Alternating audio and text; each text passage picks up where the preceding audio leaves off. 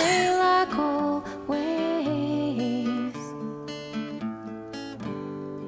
Of course you argue when at usual you swallowed her tears. Du coup, au niveau de la production artistique, je suis partie dans les cartes beaucoup.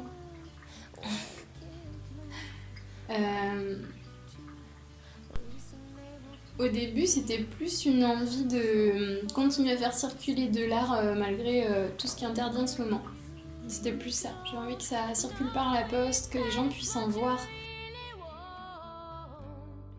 Et en fait, ça m'a donné vraiment envie d'en faire pour continuer à faire vivre toutes mes collections. J'aime pas du tout finir quelque chose parce que quand c'est fini, c'est mort. En fait, il y a quelque chose qui est plus vraiment vivant, il y a le processus qui est terminé, qui est achevé, et du coup, j'ai plus trop d'intérêt à montrer cette collection-là. Et je trouvais que le format carte me permettait en fait de tirer des petits fils, de tirer les citations qui étaient pour moi les plus essentielles dans tout ce que j'avais proposé jusqu'à présent, et de les réécrire, de les réfléchir, de les réinventer. Enfin, ça m'a permis de réactualiser en fait d'une certaine manière du coup les 3 collections, l'ours bleu, rouge et puis les violets. Et puis d'aller un peu aussi à 2 endroits, un peu au croisement de tout ça.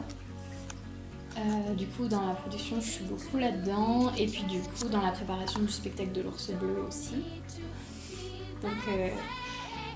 Donc pour ça, je suis d'abord en train de terminer mon roman, enfin l'écriture est finie, mais du coup ça demande de faire maintenant la maquette. J'ai commencé les essais de couverture, et puis je vais les faire imprimer. Est-ce que le spectacle repose sur le roman, on s'appuie sur le roman? C'est lié. Je dirais pas que ça s'appuie, c'est qu'un élément parmi d'autres en fait. Dans le spectacle, du coup, alors le spectacle il est lié au concept de la collection de l'ours bleu. C'est pas pour ça que le roman raconte l'histoire de l'ours bleu, mais on est sur la dualité liberté-enfermement, les déterminismes, comment on construit une identité, qu'est-ce qui nous empêche de nous construire. Donc tout ça c'est les thèmes que j'aborde dans la collection de l'ours bleu au niveau visuel, et le roman reprend ce thème-là, mais dans une histoire réaliste d'une personne qui est d'abord une petite fille puis qui va grandir. Et il y a des clins d'œil un peu réguliers en fait à la collection de l'ours bleu, mais qui sont un petit peu subtils. Et dans le spectacle, j'avais envie justement de quelque chose de très vivant, de très pluriel, qui permette d'accrocher toujours en trouvant un fil ou un autre ou encore un autre, quoi. Peu importe la porte d'entrée qu'on choisit, mais que les personnes puissent rentrer là-dedans. Parce que je vois bien que des fois le visuel ou la collection de l'ours bleu suffit pas. Donc déjà il y aura le roman, donc je vais proposer quelques lectures du roman en fait dans le spectacle. Il va y avoir du coup la présentation de tableaux, c'est comme un peu une exposition mais très enrichie.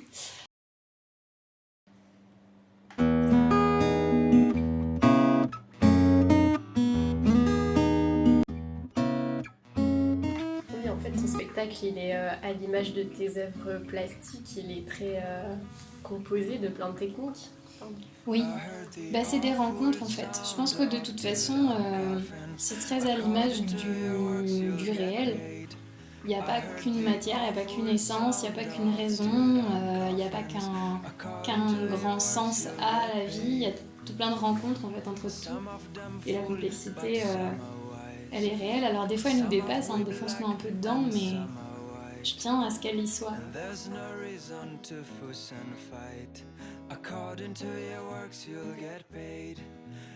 Je trouve qu'on n'a jamais tout dit de quelque chose, on n'a jamais épuisé, ou alors on se lasse, on passe à autre chose parce qu'on est occupé par autre chose ou qu'on a choisi autre chose.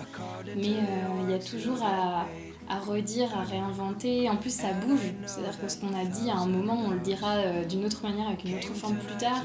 C'est pour ça que j'ai besoin que ce spectacle il soit évolutif il sera pas figé quoi. Moi j'ai une première version qui est celle que là je vois, que j'ai envie de montrer maintenant. Maintenant je sais pas si en août le spectacle il sera le même. Je pense même pas en fait qu'il sera le même. Il y aura peut-être pas les mêmes extraits, il y aura peut-être pas les mêmes poèmes, il y aura peut-être pas les mêmes chansons puisque je suis dans un processus comme on disait créatif au quotidien donc j'en crée d'autres. Peut-être une va plus me parler et puis je choisirai autre chose, on verra. Parce qu'il y a du coup les chansons aussi, accompagnées avec Oscar, l'auteur. And I know you'll never dance alone. Pourquoi j'ai choisi de le faire seul ? Ouais. Celui-là c'est un projet seul en fait. J'ai d'autres projets. En fait d'ailleurs quand je travaille, j'essaye toujours d'avoir et des projets toute seule et des projets avec d'autres. Je suis constamment en train de travailler en parallèle en général j'ai une priorité toute seule et une priorité avec d'autres. Après j'ai d'autres projets qui sont moins prioritaires ou qui se font pas. Mais en général j'ai 2 axes. Tu vois en ce moment du coup je suis vraiment focalisée sur le spectacle de l'Ours Bleu. C'est vraiment ma grosse priorité. C'est le projet que je fais seule. Je pense que en même temps il y a quelque chose de l'ordre un peu de presque de l'exutoire, c'est très pulsionnel, c'est vraiment un des sujets les plus profonds que j'avais besoin d'exprimer et je vois mal comment ce sujet-là peut laisser de la place de cette manière-là en fait. Il y a déjà beaucoup trop à dire, la place est prise et je pense que c'est plus vrai que je le fasse seule. J'aime aussi le fait de pouvoir être indépendante, j'ai déjà eu des groupes et on est très dépendant aussi de la présence des autres ou du souhait de continuer des autres et j'avais envie de me challenger un peu aussi et d'oser jouer d'un instrument en public parce que j'avais aussi toujours eu des groupes, c'était un peu un refuge parce que je me sentais pas à l'aise et je me sentais pas confiante de pouvoir jouer d'un instrument en public. C'est pour ça que je faisais que chanter et en général à part le tambourin j'ai jamais rien accepté de jouer. Du coup j'avais envie de me challenger et c'est dans l'auteur aussi que j'ai trouvé ma manière d'être à l'aise parce que c'est un instrument à cordes et du coup je jouais déjà de la guitare, j'avais pas forcément envie de reprendre la guitare et puis j'étais contente en fait du fait de pouvoir le prendre en main assez facilement. Ça laisse aussi beaucoup de place à la voix. J'avais besoin que la voix prenne vraiment sa place et que ce soit un instrument d'accompagnement en fait. J'aime bien son côté très boîte à musique aussi. Je trouve que ça me correspond bien en fait. Ça correspond bien à l'univers et à comment tout ce que j'ai exprimé peut se placer dessus.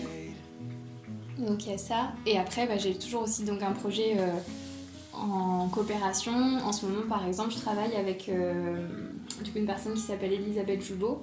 Elle est clown. Et elle m'a demandé qu'on puisse travailler ensemble sur un album qui évoque la thématique du clown parce qu'elle intervient souvent en ce moment notamment, ça lui arrivait d'intervenir plusieurs fois avec les enfants et elle trouvait pas l'album qui véhiculait vraiment ce qu'elle voulait. Donc on a bossé ensemble sur du coup un univers, une narration, une ambiance et donc là c'est à moi de bosser parce que je dois produire les visuels. Donc du coup j'aime bien. I heard the awful sound of dead on coffins. According to your works, you'll get paid. I heard the awful sound of dead on coffins. According to your works, you'll get paid.